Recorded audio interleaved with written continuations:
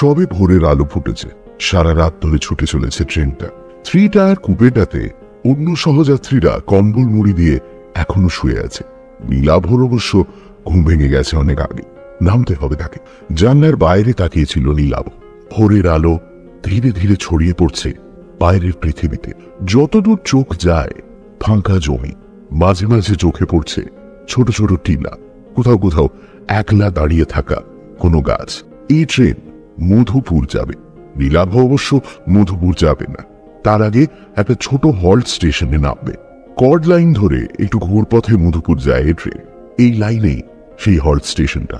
যে জায়গাতে নীলাভ যাচ্ছে সেই জায়গাতে এর আগে সে কোনোদিন যায়নি, হয়তো কোনোদিন যেতও না, যদি না সেদিন পরিতোষের কাছ থেকে ব্যাপারটা শুনত।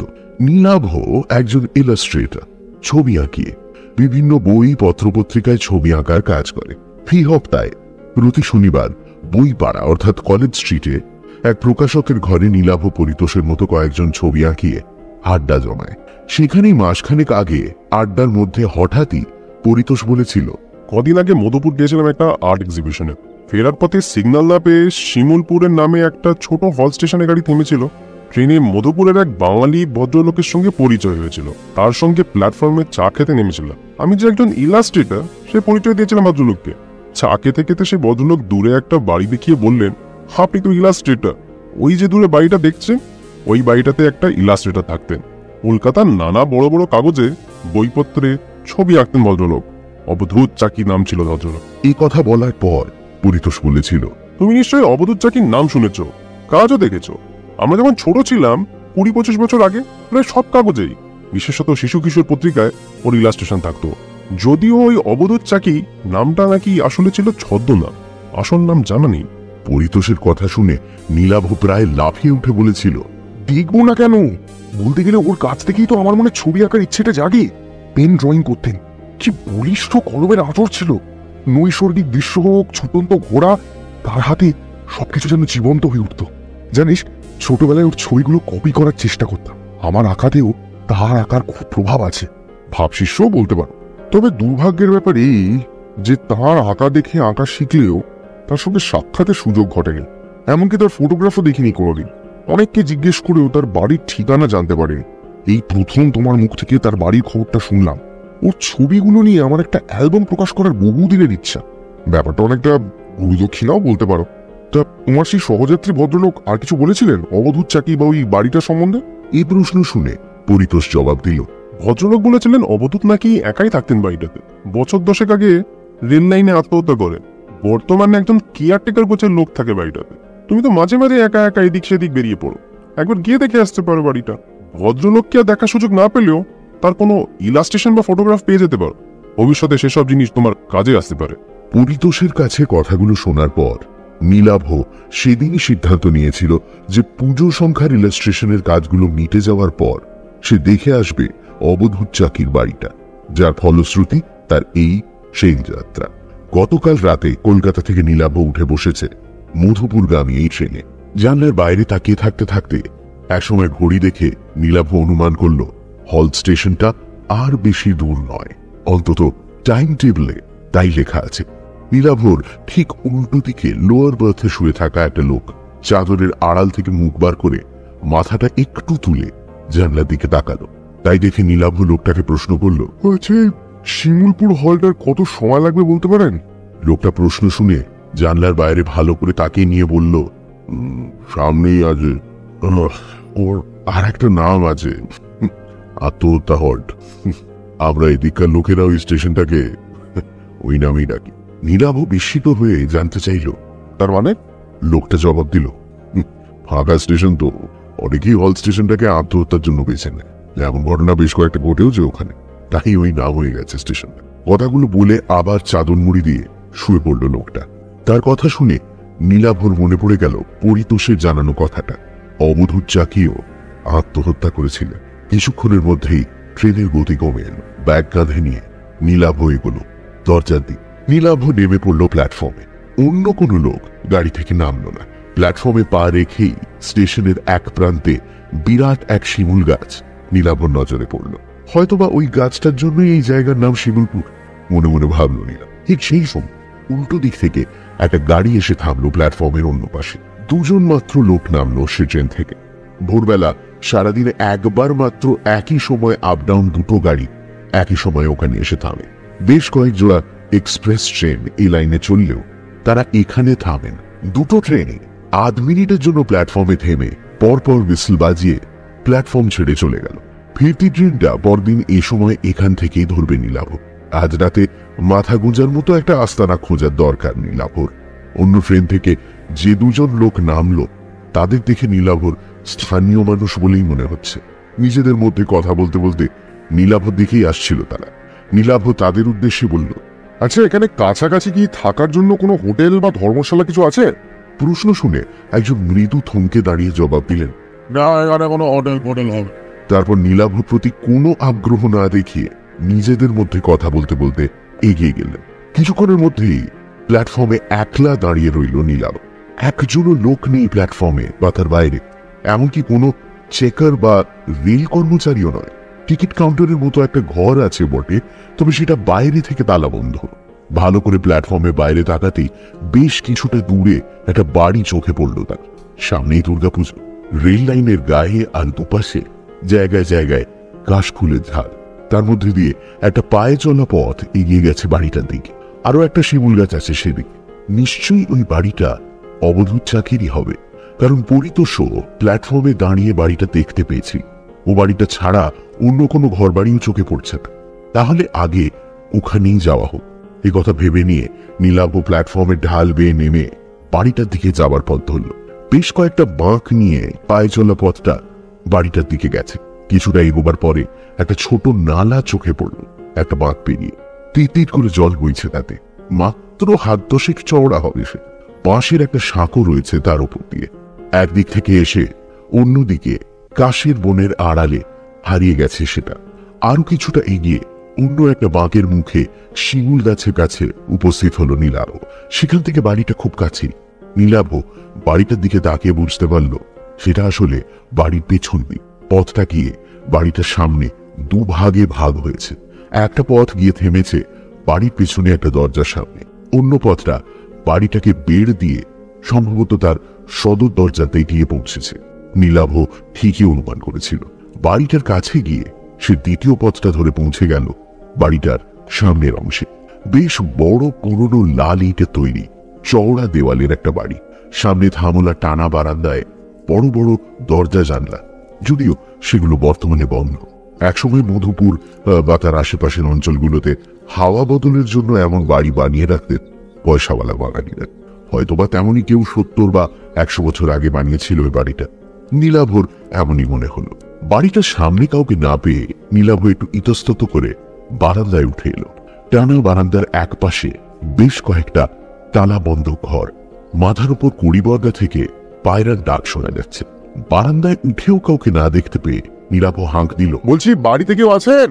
আমি কলকাতা থেকে এসেছি, কেউ আছেন? বার কয়েক হাঁক দেবার পর বারান্দার শেষ প্রান্তের একটা দরজা খুলে গেল।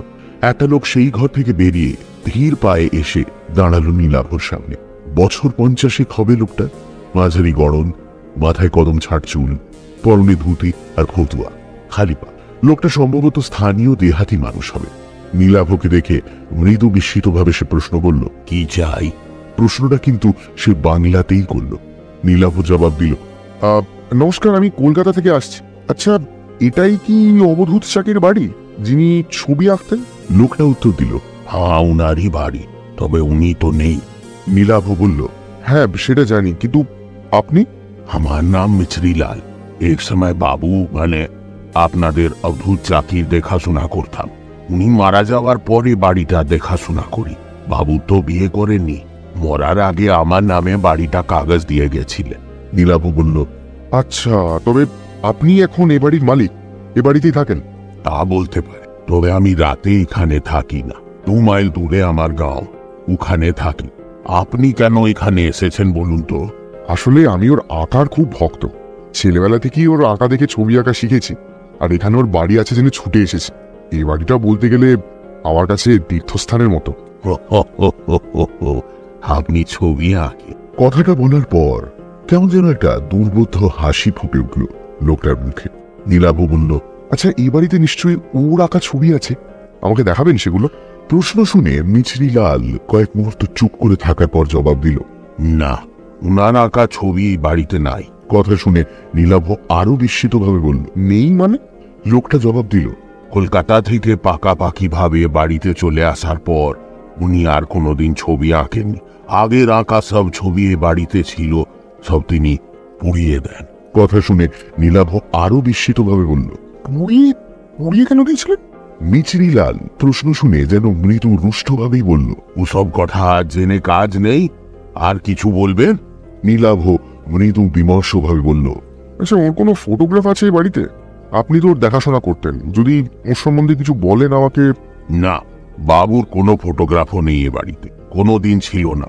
বাবু ভালো লোক ছিলেন, আর কিছু বলার নেই আমার। মিছরিলালের কথা ও বাচনভঙ্গি দেখে নীলাভ বুঝতে পারল লোকটা এ ব্যাপারে তার সঙ্গে বিশেষ কথা বলতে চায় না। নীলাভ বেশ আশাহত হলো তার ব্যবহারে। তবু সে অবধূত চাকির সম্বন্ধে শেষ প্রশ্নটা করল, ওর আসল নাম কি ছিল যদি বলেন? মিছরিলাল এবারও তাকে নিরাশ করে বলল, সে নাম আমি জানি না, আপনি এখন আসেন। না, এরপর আর এ বাড়িতে থাকা যায় না। আশা ভঙ্গ হয়েছে নীলাভ। কলকাতা থেকে এতদূর ছুটে আসাটাই বলতে গেলে ব্যর্থ হলো না, শুধু বাড়িটাতেই যা পা রাখতে পারল সে।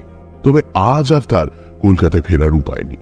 রাতের মাথা গোঁজার জন্য একটা আস্তানা দরকার। তাই সে লোকটাকে বলল, আচ্ছা, এখানে কোনো হোটেল, ধর্মশালা বা মাথা গোঁজার জন্য কোনো ঘর ভাড়া পাওয়া যাবে? কাল ভোরের আগে তো আমার ট্রেন নেই। এই বাড়িটা দেখার জন্য আর অবধূত চাকির সম্বন্ধে জানার জন্যই কলকাতা থেকে ছুটে এসেছিলাম। এই জায়গা বা এখানে কাউকেই চিনি না আমি। লোকটা বলল, না, এখানে কোনো হোটেল বা ধর্মশালা নেই। আমি যেখানে থাকি ও গাঁও এখান থেকে 3 মাইল দূরে, ওখানে কেউ ঘর ভাড়া দেয় না। প্ল্যাটফর্মে চলে যান, ভাগ্য ভালো থাকলে সিগন্যাল না পেয়ে কোনো গাড়ি থামলে সে গাড়িতে উঠে মধুপুর চলে যান, নইলে কাল ভোরে ট্রেনের জন্য অপেক্ষা করতে হবে। কিন্তু এভাবে কি ভাগ্যের জন্য অপেক্ষা করে প্ল্যাটফর্মে বসে থাকা যায় নাকি? মহা সমস্যায় পড়ল নীলাভ। হঠাৎ তার মাথায় একটা বুদ্ধি খেলে গেল। সে মিছরিলালকে বলল, আচ্ছা, এই বাড়িতে একটা ঘরে থাকা যায় না? খাট বিছানার দরকার নেই, রাত কাটানোর জন্য একটা ঘর পেলেই আমার হবে। না না না, ও সব হবে না। নীলাভ পকেট থেকে চট করে 2 100 টাকার নোট বার করে বলল, দেখ না, যদি কিছু ব্যবস্থা করা যায়। তার রাতের তো ব্যাপার বাপ, আমাকে দেখে নিশ্চয়ই তোমার চোর ডাকাত মনে হচ্ছে না? নীলাভর বাড়িয়ে দেওয়া 100 টাকার নোট দুটোর দিকে তাকিয়ে ধীরে ধীরে মিছরিলালের মুখের ভাব যেন নরম হয়ে এলো। সে বলল, না, চোর ডাকাত মনে হচ্ছে না। তাছাড়া এ বাড়িতে চুরি ডাকাতি করার মতো কিছু নাই। শেষ সময় বাবুর আমদানি ছিল না, বাড়ির জিনিসপত্র বেচেই তিনি খেতেন। কিন্তু আমি তো বিকেল হলেই ফিরে যাব, আপনি একেলে বাড়িতে। যদি তার মনের ভাব আবার কঠিন হয়ে যায়, তাই মিছরিলালকে আর কথা শেষ করতে না দিয়ে নোট দুটো তার হাতে গুঁজে দিয়ে নীলাভ বলল, না না, একলা থাকতে আমার কোনো অসুবিধা হবে না। কোন ঘরে থাকবো? মিছরিলাল একটু দোনামোনা করে শেষ পর্যন্ত বলল, ঠিক আছে, আসুন। আমি যে ঘরে থাকি সে ঘরেই থাকবেন। বারান্দা দিয়ে একটু এগিয়ে নীলাভকে নিয়ে একটা ঘরে ঢুকল মিছরিলাল। আসবাব বলতে ঘরের মাঝখানে একটা তক্তপোষ রাখা আছে, আর ঘরের কোণে রাখা আছে একটা কুঞ্জো আর গ্লাস। খোলা জানলা দিয়ে বাইরের জমিতে কাশবন দেখা যাচ্ছে। নীলাভর ব্যাগে চাদর, মোমবাতি, বেশ কয়েকটা বিস্কুটের প্যাকেট রয়েছে। একটা রাত নীলাভর এখানে থাকতে বিশেষ সমস্যা হবে না। মিছরিলাল তাকে ঢুকিয়ে ঘরের বাইরে বেরিয়ে গেল। বিকেল পর্যন্ত সময়ের কিছুটা সময় ঘুমিয়ে আর কিছুটা সময় একটা গল্পের বই পড়ে কাটিয়ে দিল নীলাভ। বিকেল বেলা সূর্যের তেজ কমলে নীলাভর মনে হলো বাইরে থেকে একবার ঘুরে আসা যাক। ঘরের বাইরে বারান্দায় বেরোতেই নীলাভ দেখতে পেল মিছরিলাল দাঁড়িয়ে আছে। নীলাভকে দেখে বলল, আমি এখন ফিরে যাব। বারান্দা থেকে একসঙ্গেই বাড়ির বাইরে নেমে এলো তারা দুজন। মিছরিলাল অন্যদিকে চলে যেতে গিয়েও একটু থমকে দাঁড়িয়ে প্রথমে বলল, अंधेरा होने के पहले लौट आइएगा, রাতে ঘরের বাইরে বেরোবেন না। কেন? এখানে চোর ডাকাতের উপদ্রব আছে নাকি? नहीं, वो नहीं, पर তবে কি ভূত প্রেতের ভয়? আমার কিন্তু ওসবে একদম বিশ্বাস নেই। কথাটা শুনে কয়েক মুহূর্ত নীলাভর দিকে তাকিয়ে রইল মিছরিলাল। তারপর ধীরে ধীরে এগোলো তার গ্রামে ফেরার জন্য। নীলাভ এগোলো তার উল্টো দিকে, যেদিকে রেল স্টেশন আছে সেই দিকে। যদি কোনো লোকজনের দেখা মেলে সেই আশায় প্ল্যাটফর্মে উঠে এলো নীলাভ। কিন্তু একই রকম জনশূন্য রেল স্টেশন, একটা লোকও নেই কোথাও। তবে দিন শেষের আলোতে কি সুন্দর লাগছে চারপাশ। দিগন্ত বিস্তৃত কাশের বন রাঙা হয়ে উঠেছে বিদায়ী সূর্যের আভাতে। মৃদু বাতাসে তাদের মাথাগুলো দুলছে। রেল লাইনের মাথার উপর বিদ্যুতের তারে দোল খাচ্ছে ফিঙের ঝাঁক। এঁকে বেঁকে একসময় ছোট হতে হতে হারিয়ে গেছে দুপাশের রেল লাইন। নির্জন প্ল্যাটফর্মে একটা বেঞ্চে এসে বসল নীলাভ। তার মনে হলো হয়তোবা এরকম বিকেলে এখানেই বসেছিলেন অবধূত। এখানে বসেই হয়তো তিনি তার ছবির কথা ভাবতেন। বাড়িটাতে তার কোনো ছবি না পেলেও বাড়িটা তো দেখা হলো নীলাভর, সেটাই বা কম কি। পরদিন ভোরে বাড়িটা ছাড়ার সময় মোবাইল ফোনের ক্যামেরায় বাড়িটার একটা ছবি তুলে রাখতে হবে। মনে মনে নানা কথা ভাবতে লাগলো নীলাভ।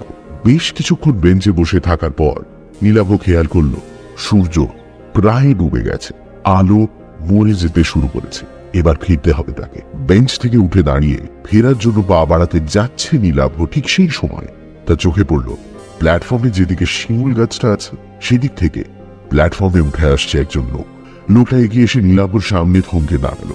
তার পরনে ধুতি পাঞ্জাবি, চোখে কালো ফ্রেমের চশমা, ফর্সা গোলগাল চেহারা। বয়স মনে হয় 60 পেরিয়ে গেছে। মাথার চুলে পাক ধরেছে। লোকটা প্রথমে হিন্দিতে জানতে চাইল, आप क्या यहाँ ट्रेन पकड़ने आए हैं? पर इतनी रात को तो यहाँ कोई ट्रेन नहीं आती। নীলাভ তার ভাঙা ভাঙা হিন্দিতেই জবাব দিল, नहीं नहीं, यहाँ एक जगह है ना, वो वहाँ मैंने रुका था। आई नो कि এখন ট্রেন নেই, তো এই বিকেলবেলা থোড়া ঘুমনে। নীলাভর অপটু হিন্দি আর তার মধ্যে বাংলা টান দেখেই সম্ভবত ভদ্রলোক বুঝতে পারলেন নীলাভ বাঙালি। মৃদু হেসে বললেন, ও হো হো হো হো, বাঙালি মনে হচ্ছে। আরে আমিও তো বাঙালি। তার কথা শুনে নীলাভ হেসে ফেলে বলল, আরে দূর মশাই, হিন্দি কি কেউ সালে বলে নাকি? বাঙালি, কলকাতা থেকে আজই এসেছি, আবার কাল ভোরের ট্রেনেই ফিরে যাব। লোকটা এবার হাত জোড় করে নীলাভকে নমস্কার করে বলল, ও আগে নমস্কার, আমার নাম অনিকেত চট্টোপাধ্যায়, স্থানীয় লোক, এখানেই থাকে। আপনি কোথায় এসেছেন এখানে? নীলাভ প্রতি নমস্কার জানিয়ে বলল, নমস্কার, আমার নাম নীলাভ বাগচি। আমি ইলাস্ট্রেটর, মানে ওই বই পত্রপত্রিকায় ছবি আঁকার কাজ করি আর কি। এখানে অবধূত চাকি নামে এক বিখ্যাত শিল্পীর বাড়ি আছে। ওই যে ওইখানে যে বাড়িটা আছে ওইটা, আমি ওই বাড়িটাই দেখতে এসেছি। রাতটুকু ওখানেই থাকবো। কথাটা শুনে ভদ্রলোক বললেন, আমি এটাই অনুমান করেছিলাম যে আপনি ওখানেই এসছেন, অবধূত বাবুর বাড়ি। আচ্ছা, আপনার সঙ্গে তার পরিচয় ছিল? বিলক্ষণ ছিল। কথাটা শুনে নীলাভ আগ্রহী হয়ে বলল, তাই নাকি? তার সম্বন্ধে কিছু জানাবেন আমাকে? তাকে কোনোদিন না দেখলেও বলতে গেলে তিনি আমার শিক্ষাগুরু ছিলেন। পত্রপত্রিকায় ছাপা তার আঁকা দেখেই বলতে পারেন যা কিছু শিখেছি আর কি। কি আর বল, ভালো মানুষ ছিলেন, ভালো ছবি আঁকতেন। শেষ জীবনে অবশ্য আঁকা ছেড়ে দিয়েছি। আর কিছু তার ব্যক্তিগত জীবন সম্পর্কে কোনো তথ্য? শেষ জীবনে অবসাদে ভুগছিলেন, আত্মহত্যা করেন। তবে মৃত মানুষের ব্যক্তিগত জীবন নিয়ে আমি আলোচনা করি না। তা তো বটেই নিশ্চয়ই। জানেন, অনেক আশা নিয়ে এসেছিলাম এখানে, যদি তার কোনো ছবি টবি দেখা যায়। কিন্তু তা দেখতে পেলাম কই। শুনলাম ওর সব আঁকা নাকি উনি পুড়িয়ে দিয়েছিলেন। অনিকেত বাবু প্রথমে জবাব দিলেন, ঠিকই শুনেছেন। তারপর একটু চুপ করে থেকে বললেন, তবে ওর শেষ আঁকার খাতাটা কিন্তু ওই বাড়িতেই আছে, কিছু ছবিও আছে তার। কথাটা শুনেই নীলাভ বিস্মিত ভাবে বলল, তাই নাকি? কিন্তু ও বাড়িতে মিছরিলাল বলে যে লোকটা থাকে সে তো কিছু বললো না আমাকে। খাতাটা আছে। মিছরিলাল খুব ভালোবাসত অবধূত বাবুকে। ওই খাতাটাই তার কাছে অবধূত বাবুর শেষ স্মৃতি। খাতাটা পাছে কেউ হাতিয়ে নেয় বা খাতাটা যদি কোনো ক্ষতি হয়, সেই জন্য খাতাটা কাউকে দেখাতে চায় না। ছবিগুলো যদি একবার দেখা যেত। ভদ্রলোক কয়েক মুহূর্ত স্থির দৃষ্টিতে নীলাভর দিকে তাকিয়ে থেকে বললেন, আপনি ছবির খাতাটা সত্যি দেখতে চান? তাহলে সে ব্যবস্থা আমি করতে পারি। নীলাভ বলে উঠল, হ্যাঁ, অবশ্যই দেখতে চাই। আপনি ব্যবস্থা করবেন? তার আঁকা দেখার জন্য যখন আপনি এত দূর ছুটে এসেছেন, তখন সে সাহায্য আমি না হয় করব। ও বাড়ির কোন ঘরে কোথায় খাতাটা রাখা আছে আমি জানি। তা আপনি বাড়ি ফিরে যান, রাতে আমি ওই বাড়ি যাচ্ছি, জেগে থাকবে। আমি যে কিভাবে আপনাকে ধন্যবাদ জানাবো আমি ঠিক। কথাটা শুনে ভদ্রলোক হেসে বললেন, আগে ছবিগুলো দেখুন, তারপর ধন্যবাদ দেবেন। আমি এখন আসি, রাতে দেখা হচ্ছে। হ্যাঁ, গুড নাইট। এই বলে ভদ্রলোক প্ল্যাটফর্মের অন্যদিকে হাঁটতে শুরু করলেন। সন্ধে নামতে শুরু করেছে। নীলাভ এবার প্ল্যাটফর্ম ছেড়ে এগোলো বাড়িটাতে ফেরার জন্য। সে যখন ঘরটাতে ফিরে এলো ঠিক তখন বাইরে ঝুপ করে অন্ধকার। ঘরে ঢুকে মোমবাতি জ্বালিয়ে বসলো নীলাভ। এক সময় বাইরে ধীরে ধীরে অন্ধকার কেটে গিয়ে চাঁদ উঠতে শুরু করলো। অনিকেত বাবুর জন্য প্রতীক্ষা করতে লাগলো সে। সময় এগিয়ে চলল 7টা 8টা, কিন্তু ভদ্রলোকের দেখা নেই। বাইরে গোল চাঁদ ধীরে ধীরে মাথার উপর উঠতে লাগলো। রাত 9টা যখন বাজলো তখন নীলাভর মনে হতে লাগলো হয়তো ভদ্রলোক আর নাও আসতে পারে। হয়তো তিনি নীলাভকে বাইরের লোক দেখে মস্করা করেছেন অথবা পুরো কাজে আটকে পড়েছেন। একটা দোলাচলের মধ্যে তবু নীলাভ তার অপেক্ষা করতে লাগে। কিন্তু আরো ঘন্টা 2 সময় যখন অতিক্রান্ত হলো তখন নীলাভ অনুমান করলো ভদ্রলোক আর আসছেন। পরদিন কাক ভরে তাকে ট্রেন ধরতে হবে, কাজেই কিছু খেয়ে শুয়ে পড়াই ভালো। নীলাভ ধীরে সুস্থে সঙ্গে আনা এক প্যাকেট বিস্কুট আর মিষ্টি খেল। রাতে ঘুমোবার আগে রোজ মিনিট 10 পায়চারি করা অভ্যেস তার। ঘরটা বেশ বড়, ঘরের মধ্যে হাঁটার কাজ সেরে নিল। তারপর যখন সে জল খেয়ে চাদর মুড়ি দিয়ে শুতে যাচ্ছে ঠিক তখনই দরজাতে টোকা দেওয়ার শব্দ হলো। বাইরে থেকে একটা গলা শোনা গেল, নীলাভ বাবু, নীলাভ বাবু, জেগে আছেন? আমি এসেছি। নীলাভ দরজা খুলতেই দেখতে পেল অনিকেত বাবু দাঁড়িয়ে আছে। নীলাভকে দেখে তিনি বললেন, আমার আসতে দেরি হয়ে গেল। ভালোই হলো বাইরে জ্যোৎস্না ফুটেছে, নইলে খাতাটা দেখবার জন্য অপেক্ষা করতে হতো। আপনি তৈরি তো? তবে চলুন সে ঘরেই যাই। নীলাভ তাঁর কথার জবাবে হেসে বলল, আপনারা এত দেরি দেখে আমি ভেবেছিলাম আপনি আর আসছেন না, কোনো কারণে আটকে গেছেন। চলুন চলুন। এই বলে নীলাভ ঘর থেকে মোমবাতিটা তুলে নিয়ে বাইরে বেরিয়ে এলো। ভদ্রলোক তাকে নিয়ে দরজা খুলে পাশের একটা ঘরে ঢুকলেন। তারপর সেই ঘরটা থেকে অন্য দরজা দিয়ে অন্য একটা ঘরে, দ্বিতীয় ঘরটাতে মুহূর্তের জন্য থামলেন তিনি। অন্য ঘর, দেওয়ালের এক কোণে আঙুল তুলে দেখে বললেন, ওখানে দেওয়ালে কোনো কালো দাগ দেখতে পাচ্ছেন? আগুন লাগানোর দাগ। এইটাই ছিল তার আঁকার ঘর। ওই জায়গাতেই আগুন জেলে তার সব আঁকা উনি পুড়িয়ে ফেলেছিলেন। কথাটা শুনে সেদিকে তাকিয়ে আফসোসে মাথা নাড়ল নীলাভ। ভদ্রলোক কথাটা বলে আর অবশ্য সেই ঘরে দাঁড়ালেন না, এগোলেন অন্য ঘরের দিকে। পরপর বেশ কয়েকটা ঘর অতিক্রম করলেন ভদ্রলোক। কোনো ঘরেই কোনো আসবাবপত্র নেই। ভদ্রলোক যেভাবে একটার পর একটা দরজা দিয়ে ঘরগুলো অতিক্রম করলেন তাতে নীলাভ বুঝতে পারল যে এ বাড়ির সবকিছুই ভদ্রলোক চেনে। অবশেষে ভদ্রলোক নীলাভকে নিয়ে একটা ঘরে এসে দাঁড়ালেন। এই ঘরেই প্রথম একটা আসবাব চোখে পড়ল তার, কাঠের বড় একটা আলমারি। ঘরে অন্য একটা জানলা ও দরজাও আছে। অনিকেত বাবু বললেন, দাঁড়ান, আগে জানলাটা খুলি। পাতিটা দেওয়ালের কুলুঙ্গিতে রাখুন ওইখানে। তার কথা মতো বাতিটা নীলাভ সেখানে রাখল। ভদ্রলোক জানলাটা খুলতে বাইরে থেকে চাঁদের আলো এসে ছড়িয়ে পড়ল ঘরে। বাইরে তাকিয়ে নীলাভ বুঝতে পারল বাড়ির পেছন দিকের একটি ঘরে এসে সে উপস্থিত হয়েছে। জানলা খোলার পর ভদ্রলোক আলমারির কাছে গিয়ে তার পাল্লাটা খুললেন। নীলাভ দেখল তার তাকগুলো সব শূন্য। ভদ্রলোক এরপর তার পায়ের পাতার উপর ভর করে একটু লম্বা হয়ে হাত বাড়িয়ে সব থেকে উপরে তাক হাতড়ে অবশেষে একটা খাতা বার করে আন। খাতাটার আকৃতি দেখেই অনিকেত বুঝতে পারল যে সেটা একটা ড্রয়িং বুক বা আঁকার খাতা। নিশ্চয়ই ওটা অবধূত চাকির আঁকার খাতা। খাতাটার মলাটের উপর থেকে ধুলো ঝেড়ে সেটা নিয়ে জানলার সামনে গিয়ে দাঁড়ালেন অনিকেত বাবু। নীলাভ তার পাশে গিয়ে দাঁড়ালো। খাতাটা তার হাতে তুলে দেওয়ার আগে ভদ্রলোক বললেন, মোট 5টা ছবি আছে খাতাটা।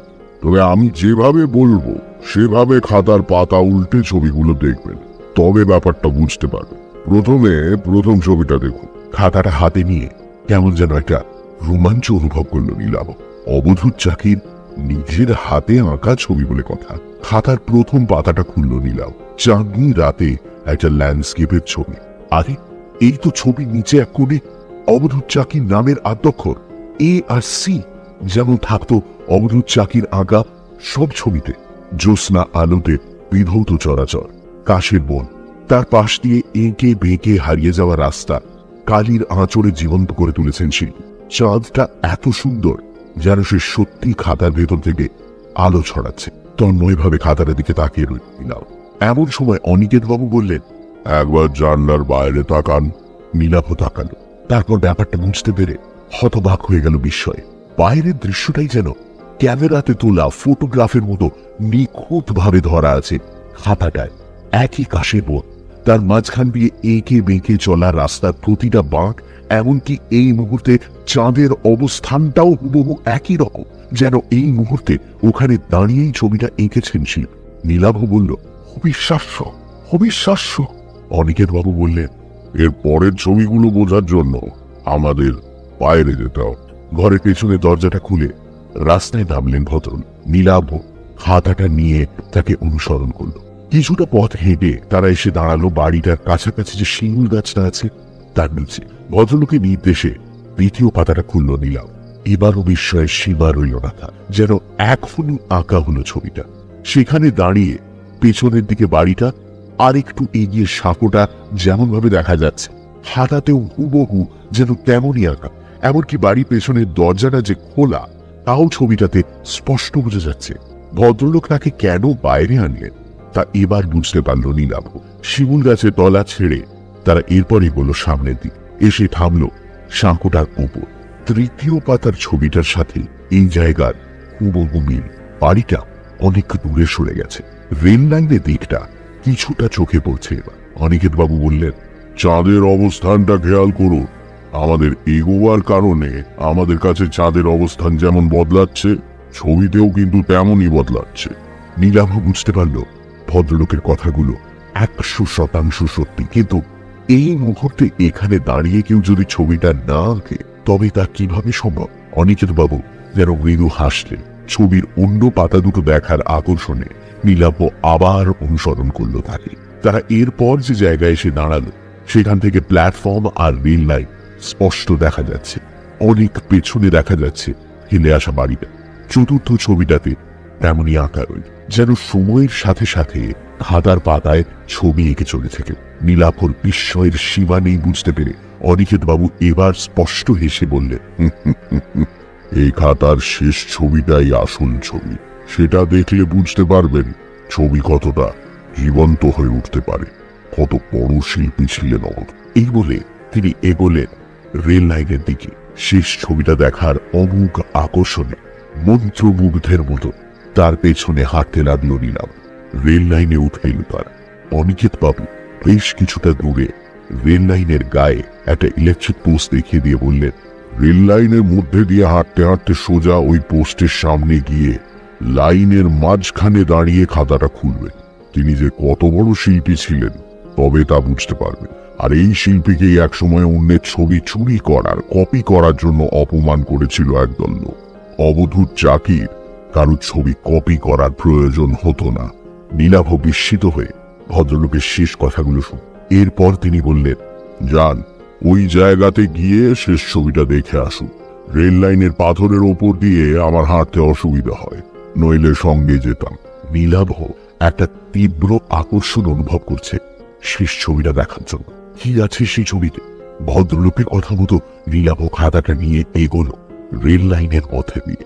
নির্দিষ্ট জায়গাতে গিয়ে নীলাভ দুটো লাইনের মাঝখানে দাঁড়িয়ে খাতাটা খুলল। তার সামনে দিয়ে যেভাবে রেল লাইনটা চলে গেছে সেইভাবেই খাতায় আঁকা হয়েছে, যেন এই জায়গায় দাঁড়িয়েই ছবিটা। ছবিতে আঁকা দূর থেকে একটা ট্রেন যেন সামনের দিকে এগিয়ে আসছে। রেল লাইনে ছড়িয়ে পড়েছে তার আলো।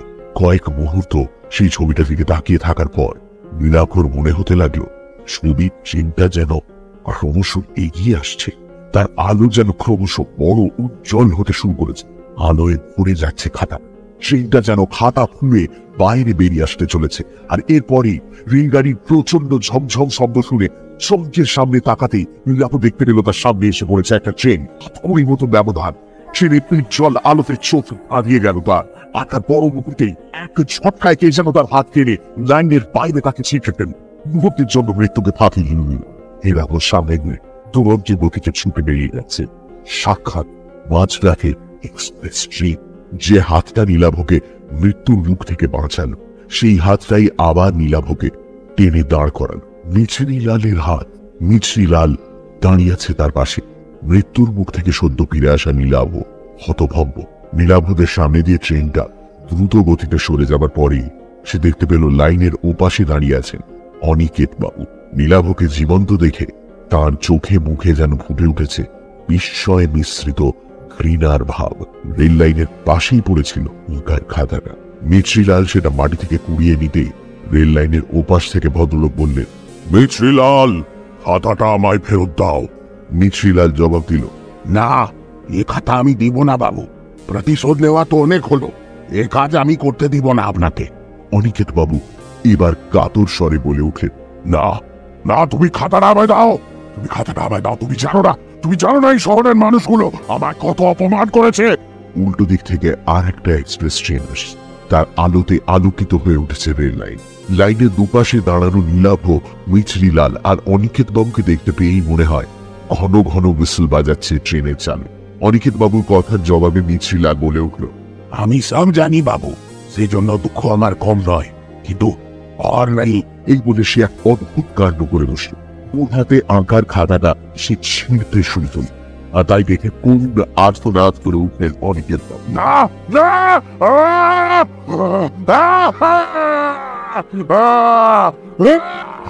তারপর রেল লাইনে উঠে পাগলের মতো ছুটতে শুরু করলেন দানবের মতো ছুটে আসা ট্রেনটার দিকে। ট্রেনটা এসে পড়ল ভদ্রলোকের ওপর। ভয়ঙ্কর দৃশ্যটা না দেখার জন্য শেষ মিনিটে সে বুঝে ফেলেছিল নীলাও ভদ্রলোকের শেষ আর্তনাদ যেন একবার শেষ হতে। তারপর ট্রেনের ঝমঝমানি আর হুইসেলের শব্দে টাকা পড়ে গেল। ট্রেনটা বেশ দূরে চলে যাবার পর চোখ মিলল না। তার পাশে দাঁড়িয়ে মিছরিলাল। তাদের চারপাশে ছড়িয়ে আছে ছেঁড়া খাতার টুকরোগুলো। নীলাভ ভয়ে ভয়ে তাকালো কিছুটা দূরে, যেখানে অনিকেত বাবুর ছিন্ন ভিন্ন দেহটা পড়ে থাকার কথা সেই জায়গাতে, কিন্তু সেখানে লাইন বা তার আশেপাশে কিছুই পড়েনি।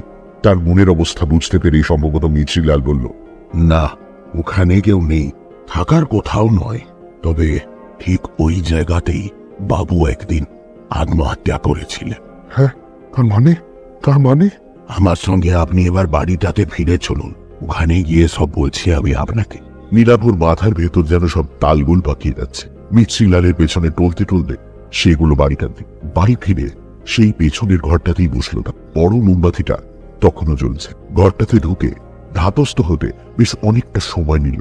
মিছরিলাল বাড়ির ভেতরে কোথা থেকে যেন জল এনে খাওয়ালো নীলাভ। মোমবাতির আলোতে বিষণ্ণ মিছরিলালের একসময় সে বলতে লাগলো তা কথা, টুকরো টুকরো কথা, দীর্ঘক্ষণ থেমে থেমে। আপনি তো জানেন বাবু বড় শিল্পী ছিলেন, ওনার খ্যাতি ছড়িয়ে পড়েছিল চারপাশে, কিন্তু ও খ্যাতি ওনার কাল হল। একদল শিল্পী বাবু সে জ্বলতে থে, তাদের মধ্যে অনেকে বাবু নিজে আঁকা শিখিয়েছিলেন, কাজ পাইয়ে দিয়েছিলেন, কিন্তু ওনারা বাবুর বিরুদ্ধে ও ষড়যন্ত্র করতে লেগে। বাবু একবার একটা ছবি এঁকেছিলেন, তারা প্রচার করলো সেটা নাকি এক বিখ্যাত শিল্পীর ছবি থেকে চুরি করে আঁকা। বাবু সে শিল্পীর ছবি কোনোদিন দেখেনি, पर कोई कारण से দুটো ছবির মধ্যে একটু মিল ছিল, কিন্তু বাবুর কথা কেউ বিশ্বাস করলো না। কোনো अखबारे নাকি লেখা হলো বাবু চুরি করে ছবি আঁকে। লজ্জায়, অপমানে, ঘৃণায় বাবু ছবি আঁকা ছেড়ে দিলেন, নিজের সব ছবি পুড়িয়ে দিলেন। আর তার মধ্যে প্রচন্ড একটা আক্রোশ তৈরি হলো শহরের মানুষের বিরুদ্ধে, বিশেষ করে যারা ছবি আঁকেন তাদের বিরুদ্ধে। আত্মহত্যা করার আগে শেষ ওই খাতাটায় ছবি এঁকেছিলেন। আমাকে বলেছিলেন আমি কত বড় শিল্পী ছিলাম, তাই খাতাটা ও ভবিষ্যতে বুঝিয়ে দিবে। এই বলে বাবু চলে গেলেন। শেষ ছবিটা আঁকার পর দিনই তিনি রেল লাইনে আত্মহত্যা করলেন। তাঁর কথা সেদিন বুঝতে পারিনি, বাদ মে বুঝেছিলাম। এই খাতাটা অনেককে টেনে নিয়ে গেছে মৃত্যুর দিকে। লোকে ভাবে ব্যাপারটা আত্মহত্যা, কিন্তু আসল ব্যাপারটা তা নয়। আমি গরিব মানুষ, আপনি টাকাটা দেখাতে আমি লোভে পড়ে গেছিলাম, কিন্তু ওনের মধ্যে একটা সন্দেহ ছিল, তাই মাঝরাতে আবার বাড়িতে ফিরে এলাম। দেখলাম আপনি নেই। কি হতে পারে তা অনুমান করে আমি পৌঁছে গিয়েছিলাম রেল লাইনের ধারে। अगर मैं आज वहां ना होता तो তবে ওই অনিকেত বাবু। উনি বাবু। হ্যাঁ, নীলাভ এবার খেয়াল করল অনিকেত চট্টোপাধ্যায় আর অবধূত চাকি, তাদের নামের আদ্যক্ষর এক, এসি। সেজন্যই নিশ্চয়ই আদ্যক্ষরে মিল থাকা ছদ্মনাম নিয়েছিলেন তিনি। ছবির নিচে স্বাক্ষর করতেন এসি লিখে। মিছরিলাল বলল, ঘটনাগুলো ঘটার পর কিন্তু খাতাটা আবার এই আলমারির তাকে अपने आप से ফিরে আসতো। অনেকবার ভেবেছি খাতাটা নষ্ট করে দেব, কিন্তু পারিনি। বাবুর শেষ আঁকা, শেষ স্মৃতি, লেকিন लेकिन आज আমি এই কাজ করলাম, नहीं तो एक খাতা আরো অনেক মানুষকে টেনে নিয়ে যাবে রেল লাইনে। बदला बदला বড় ভয়ঙ্কর জিনিস বাবু, इससे किसी का भला नहीं होता। নীলাভ নিশ্চুপ। মোমবাতিটা এবার শেষ হয়ে এসেছে। নিভে যাওয়ার আগে আলোর শিখাটা কাঁপছে। সেই আলো এসে পড়েছে মিছরিলালের মুখ। তার চোখে জল। হাতের পাতার উল্টো দিক দিয়ে চোখের জল মুছে নিয়ে মিছরিলাল বলল, খাতাটা নষ্ট হয়ে গেছে। আমার ধারণা বাবু আর আসবেন না, সবকিছু শেষ হয়ে একটু পরে ভোরের আলো ফুটবে, তখন আপনাকে প্ল্যাটফর্মে ট্রেন ধরার জন্য আমি পৌঁছে দিয়ে আসবো।